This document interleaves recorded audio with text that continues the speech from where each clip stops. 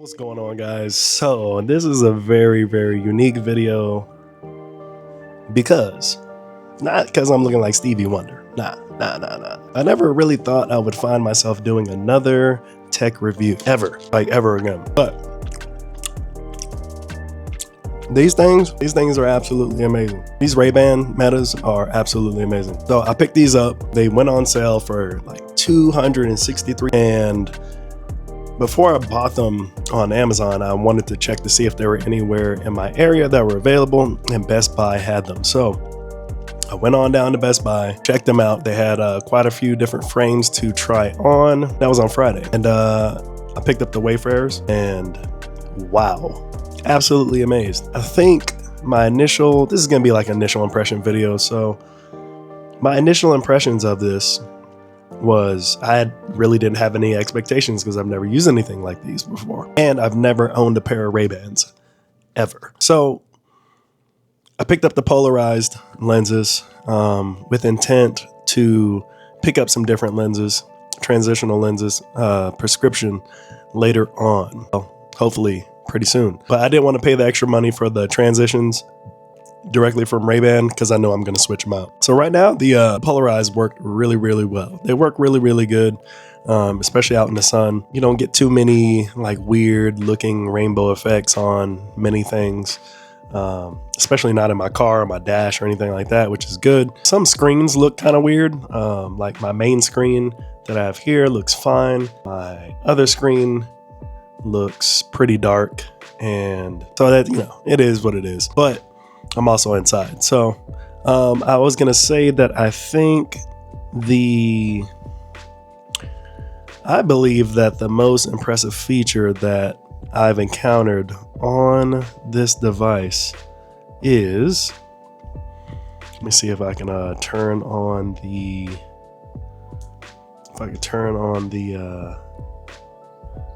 Hey Meta features. So I was gonna say that the coolest thing that I've found on this device, honestly, is the music, like the audio. Like, I was blown away by the audio, and that how, even though if I had it turned up, I can still hear everything else that's around me. So that blew my mind automatically. So for this, I think that, and plus other people don't really hear your music at all, unless they're like right next to you, like literally right next to you. I let my wife try them, and she had them on, and we were in the car and turned them all the way up, and I couldn't hear anything. So I thought that was pretty neat. I did turn off the Hey, I just turned it on. So I turned off the AI features right away because I wanted to test the battery life of just going throughout the day using the manual clicks. And yeah, you know, it can last for a very long time. I did try 3-minute videos, and then I kicked it back down to 1-minute videos because I feel like 1-minute videos is actually longer than what you think it is, especially when you're trying to capture certain moments. When you're trying to capture certain moments, you really don't need 3 minutes of video. It's kind of ridiculous. But I try to keep it down also to like the 90 seconds, because up to like 90 seconds, I wish they did have a feature directly for 90 seconds. Because in my opinion, that's what most platforms are using, like YouTube Shorts, Instagram, and TikTok for sure. I'm not sure if they're all different, but I know at least 90 seconds is like the maximum. So I wish they need to put that feature in there. But 1-minute clips are really cool. I'm gonna throw some up on the screen so you can kind of see like just some of the random stuff that I've been capturing. But mainly I bought these because my main use case was to try and grab these for those POV moments when I'm at like a bike meet or a car meet or whatever it is, and I don't feel like taking the Pocket 3 out, which I'm filming on now, and I don't feel like taking that out and trying to capture moments, right? Especially when you're walking around a lot, you know. Starting and stopping the video is kind of something I didn't want to do, and I wanted more of a POV without having to wear some kind of chest rig or something like that for the Pocket 3. So this works perfectly, or it's going to work perfectly, in my opinion. It has pretty decent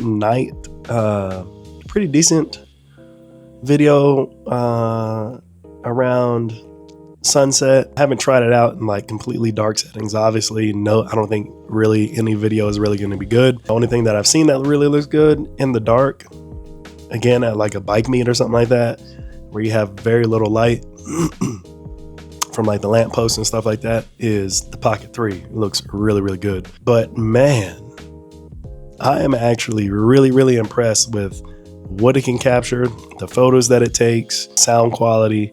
First impressions of this thing is really, really good. I really like it a lot. My wife talked a lot of crap at first, and now she wants a pair, because like when we go to the games and stuff like that, my kids' games and stuff like that, usually, you know, you want something. We usually take the Pocket 3 or something to be able to capture certain moments. So she wants a pair now because of that. She can see some convenient uses for it. And man, I'm telling you, man, I am blown away. I was very skeptical about these. That's why I never really looked into them.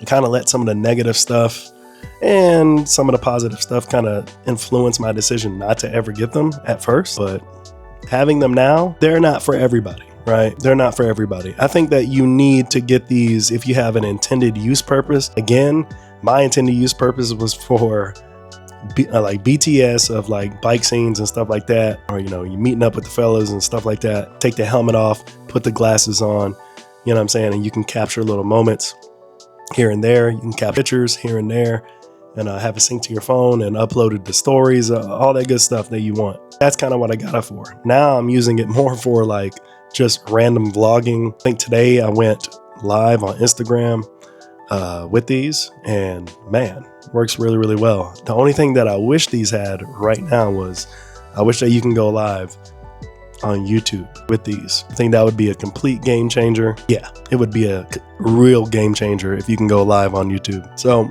you know, for like I said, first thoughts, I got these on Friday. Today is Monday. I've been using it quite a bit, just testing it out, testing different features. And honestly, I don't mind the AI being turned off. When I did have it turned on for a little bit, I realized that my battery life went like from 100 within like the first 15, 20 minutes maybe, where I was shooting like, I think at the time I was shooting like 3-minute videos. I think I shot like maybe 2 or 3 of those, and the AI features were on, and I was kind of using it just to kind of see what it can do. And literally like 15, 20 minutes, I looked down and it was down to like 80%. I was like, damn. But like I said, I just turned it off, and I think I'll just turn it on, you know, if we're kind of just like out and about, maybe if I want to play with the AI features. Will say that it is really, really convenient to use those features to take videos and photos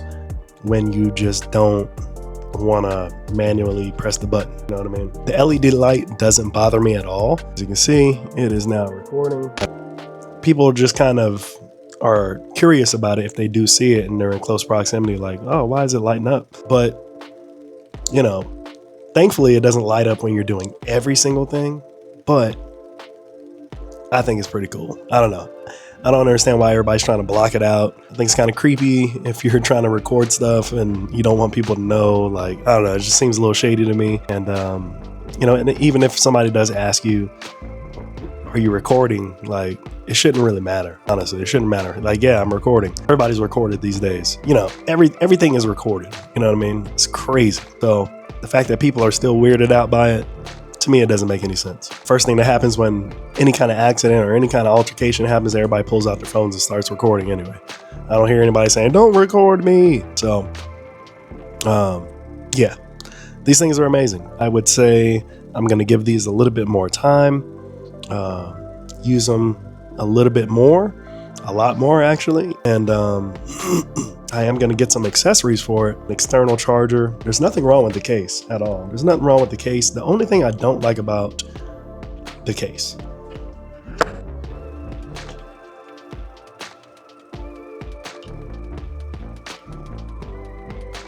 is that when you put it in, right? First of all, it has the little tab right there, and that's what hooks on to the nose bridge of your glasses, as you can see. Right there. It's focusing on my face. So when you put it in, you click it down, and it will start to charge. Here's my issue. Here's my issue with the case. I absolutely hate when I get smudges on my glasses. And this is always what happens right here. You have to basically take it by the bridge. I'm trying to do it so you guys can see it.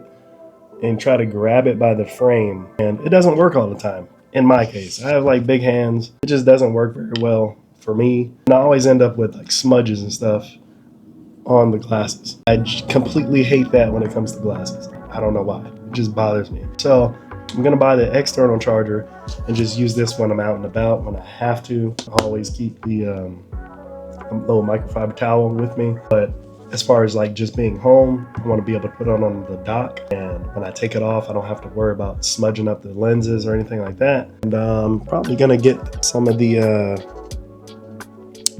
nose pads. These don't slide very well. I mean, they don't slide at all almost, but I do want it a little more secure, and instead of just the frame sitting on my nose. And so I'm gonna grab some of those, and I think that's probably about it right now. The other thing I'm gonna get later on, like I said, is the lenses. And man, these things are dope as hell. I did go ahead and get the 2-year warranty from Best Buy, and it's a replacement warranty, not a Geek Squad warranty. Well, I guess it's Geek Squad, I don't know. Before I bought it, I wanted to make sure that I wanted to be very clear what was going to happen if something happened to these glasses, and they basically said they just replaced them. So they're not going to try to fix them or anything like that. They're just going to send them in and replace them. So 2 years, $60. I think it's a little bit too much, especially when you look at competitors like Amazon.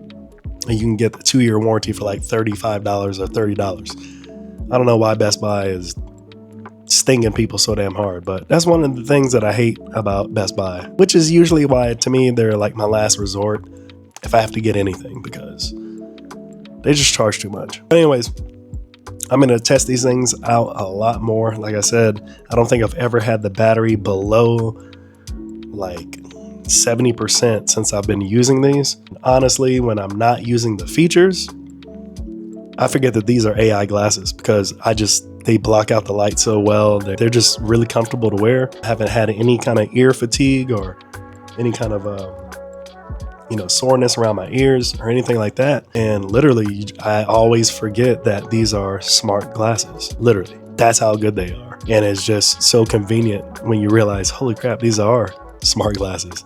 I'm gonna take a picture. You know what I mean? Like, I'm gonna take a little video or something like that. So I like them. So I'll give you guys some more insight again later on. But for now, these are a must-have if you are a creator.